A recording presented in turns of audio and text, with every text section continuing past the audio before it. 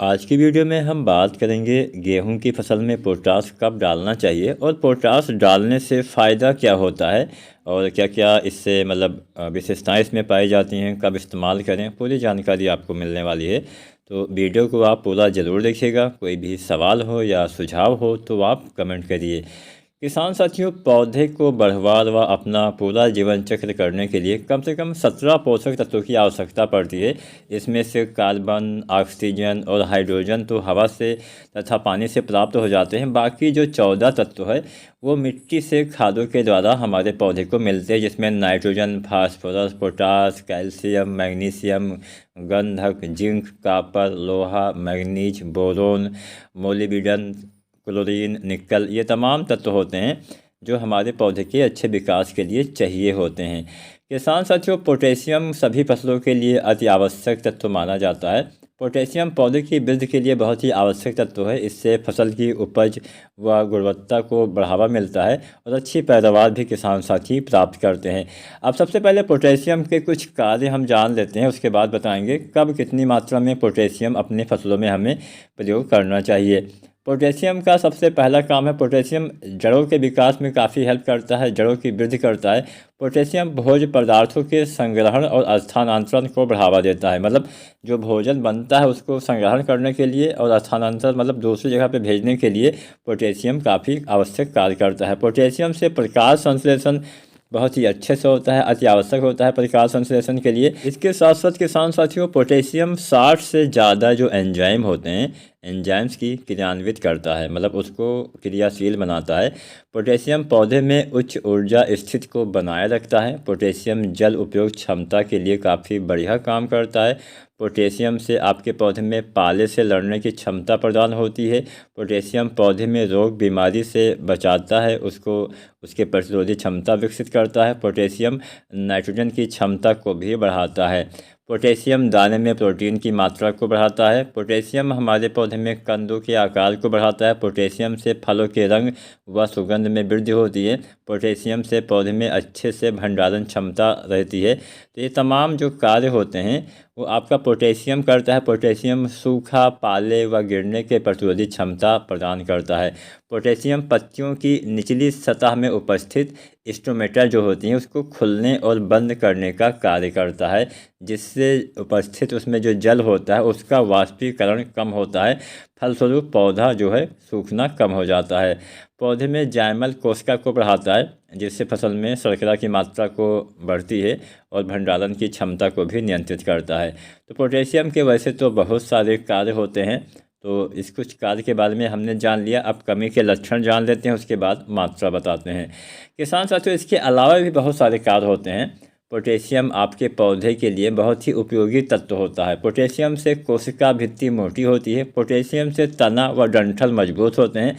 Potassium बिना शर्करा संचय वाली होती है। पोटेशियम उपयोग रहित नाइट्रोजन को इकट्ठा नहीं होने देता है। पोटेशियम के प्रयोग से पौधे रोगों के विषाणु, जीवाणु, कवक के संक्रमण के लिए आपके पौधे में काफ़ी हेल्प करता है, इससे बचाव करता है। पोटेशियम पोषण से पौधे कीटों के लिए काफ़ी अच्छे से काम कर पाते हैं, उनका अटैक कम हो पाता है।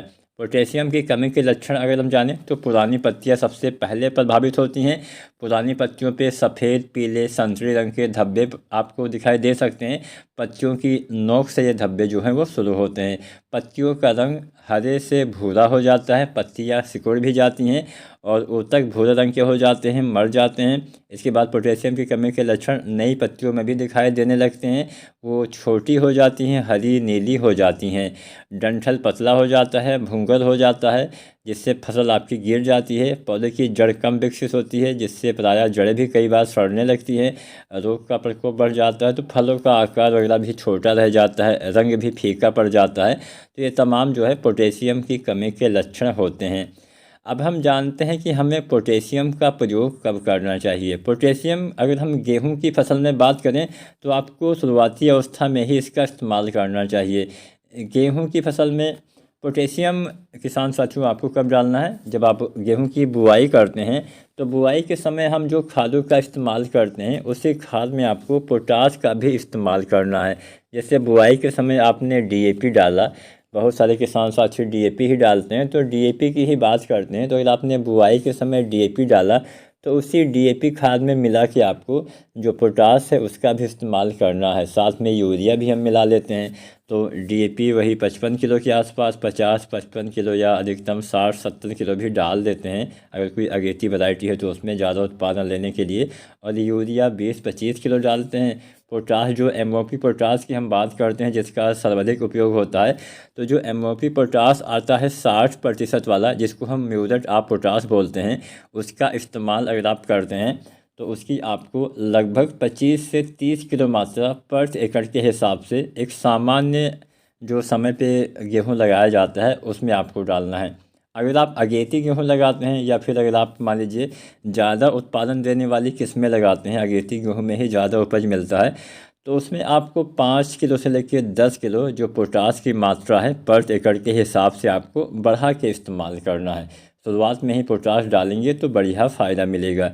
तो पोटास के उपयोग क्या होते हैं, पोटास से लाभ क्या होता है, इसके बारे में तो हमने आपको बता दिया। पोटास भी बहुत सारे रूपों में आपको मिल जाता है। फ़िलहाल हम डिटेल में वीडियो किसी दूसरे दिन केवल पोटास के ऊपर ही आपको बता देंगे। तो यहाँ पे हमने उसके कुछ लाभ, कुछ उसके प्रयोग करने का सही तरीका हमने आपको बता दिया। बाद में मान लीजिए पोटास की कमी आपको दिखती है तो आप जो एनपीके आते हैं जैसे एनपीके 0050, इसका भी आप स्प्रे कर सकते हैं। अक्सर बाली आने के आसपास इसका स्प्रे किया जाता है। तो अगर आपने मान लीजिए बुआई के समय पोटास ना डाल पाए हो तो क्या करें कि पहले पानी तक आप जो है पोटास की मात्रा पूरी मात्रा आप डाल दीजिएगा 25 से 30 किलो, या अगेती वैरायटी है तो आप 5-10 किलो बढ़ा के। मान लीजिए आपने दूसरा पानी लगाने वाले हैं तभी तक आपने पोटास ना डाला है तो भी आप 15-20 किलो पोटास, 20 किलो के समथिंग पोटास आप प्रयोग कर सकते हैं। तो अगर आप चाहते हैं कि ज़्यादा आपको लाभ मिले तो हमेशा आपको बुआई के समय डालना है। बाई चांस बुआई के समय ना डाल पाए हो तो पहले पानी पे या दूसरे पानी तक, मतलब 50 दिन के अंदर तक आप दानेदार पोटास डाल सकते हैं। क्योंकि ये धान की फसल तो है नहीं जिसमें हमें 2 बार इस्तेमाल करना है। इसमें आपको शुरुआत में ही पूरी मात्रा पोटास की डाल देनी है ताकि आपको उसका अधिकतम लाभ मिल सके। तो वीडियो जानकारी अगर आपको पसंद आई है तो वीडियो को आप लाइक करिएगा, और कोई भी आपके मन में सवाल हो या सुझाव हो तो आप कमेंट करिएगा। धन्यवाद।